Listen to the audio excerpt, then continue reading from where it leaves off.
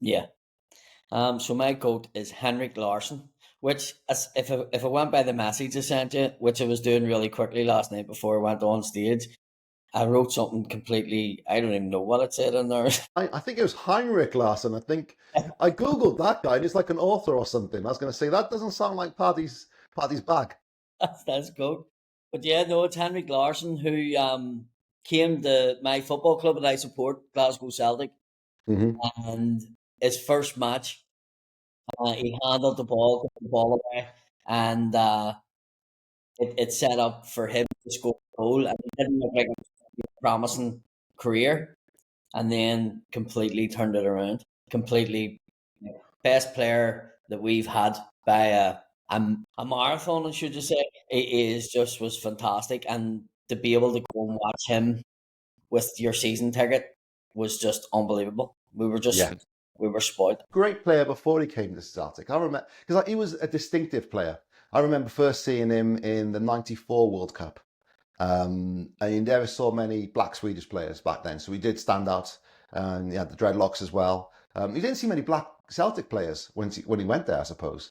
No, I mean we had black players going right back till the 1950s, believe it or not. You And had Gil Scott Heron's father. yeah, Yeah, I read about that. so and that was probably a big thing. But yeah, big Paul Elliott played for us. He came from Chelsea in the Yeah. 80s, and he was a commanding big defender, and he used to score loads of headers. And then Pure Van Hooydonk maybe was another player, Oh, I remember that. Yes. and he was fantastic too. And Reggie Blinker, so we had, you know, black people and mixed race guys playing for Celtic. But when Henry came, he, as you say, he was so distinctive. The thing about it was he paid to come, like he bought out of his contract at Feyenoord, I didn't know that. Celtic, which was to me unbelievable. The Mhm. fee was like 650,000 that Celtic gave Feyenoord for him, and he paid out the rest of his contract so that he could go. And then he just came, and what an impact! And I think it was one of them ones after his first match, seeing what he done, and then what he went on to do for the club. He was feared, like he was just feared. Um, Hmm. and I remember when he left Celtic, like the disappointment, and he could have left loads of times. Celtic actually sold him till Man United. They offered 7 million, and he refused to go, and, Wow. and he stayed. So he wasn't a man that chased the money, and he wasn't a man that chased anything else. He had principles, and I think at the time he says he stayed because his kids and his wife and everyone was settled in Scotland, and he says that's more important to me than going to play for Man United. And Man United at the time, if you think them, were the leading force in football. Everyone was joining them. If you wanted to join a club, you were wanting to go to Man United, and he didn't leave, and then he left, and it broke everyone's heart. I remember his last match. It was the day after a cup final, and we were all crying, and it was very emotional.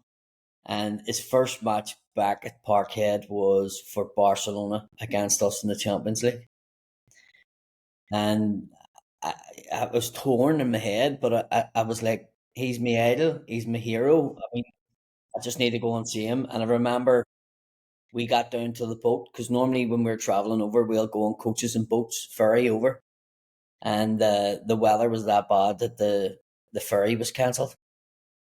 And me and my friend went, "What are we going to do?" And I was like, "I need to get over and see him playing." And we jumped in a taxi, went to the airport, and the Glasgow flights were completely booked out. And we says to the girl, "What about Edinburgh?" And she says, "Well, the only flight to Edinburgh gets you in.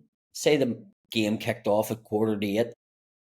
This would get us into Edinburgh at 7:30, and then we would need like 45 minutes to get to Parkhead. So we've missed practically near enough the first half." And I says, "Even if I get to see the second half of him playing, I want to go." And he says, "So do I." And we get on the plane. Well, we got into the airport, and everyone was waiting for the Glasgow flight and seen us waiting for the Edinburgh flight. It was right beside each other in a wee room that was just two gates, like 10 and 11. They were laughing at us because we had booked on the Edinburgh flight, and then they were all celebrating and drinking, and they cancelled the Glasgow flight Because the weather. because of the no. Well, they cancelled it, I think, because they were at rowdy and they were partying, Wow. all Wow. drinking. And I just remember we were getting on our flight, and the guys who were meant to go over in the ferry and the plane had loads of tickets to the game, and they just handed us a bundle of tickets and says, "Well, we can't do anything if we're going to be stuck here." So we had all these tickets, and we got on the Edinburgh flight.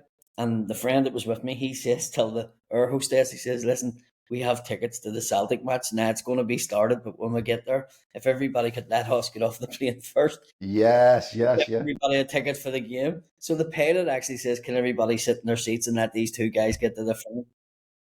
And as we were getting off the plane, the pilot came out and he says, "I've just had a text message." It was the first night that Celtic used the computers at the turnstile, so there was no people manning it, and the computers malfunctioned, and the game was postponed by 35 minutes. Oh, mate. So we were like, "Oh, this is all meant to happen." We've run out of the airport, and we got till the taxi queue, and we were saying to people, "Let us in front of you." This taxi driver was like, "Jump in." We jumped in, and we were like, "Do you want to go to the game?" And he says, "Can I bring my son?" He says, "I'm a Hibs fan, but I would love to go and see Barcelona and Celtic." And he says, "Whoever you want, as long as it's on the way." And he phoned his son. He says, "Meet us on the sort of carriageway." And he jumped into the car, and we got the parkhead, and we jumped out, and we're running to the ground. There was all these kids, and we just threw the tickets up in the air and went, "You can get in to see the match," and just This is a film. and we and This we needs to be a film. and we get into the game, and I sat down in the seat, and I think it was like 16 or 17 minutes. It wasn't that long into the match, and as soon as I sort of sat in my seat, Daco put the ball in the net. Then Henrik scored in the second half, and I remember standing up and clapping him. And a few people were like, "What are you clapping that for?" And I was like, he's a legend. Like he's always been a legend. I have to clap him. And then I think the rest of the fans sort of stood up and clapped him, and he got a stand ovation that night too when he played. But it was like one of them stories, going to see your hero again, but playing for Yeah, another club, and then all different them club. series of events happening. It Hmm. was just weird that it all happened, and it meant that I got to see the game apart from like 17 minutes, and it was unbelievable. And it's a great story. Me and my friend Ava, we've been going to watch Celtic our whole lives, and we have that story to tell.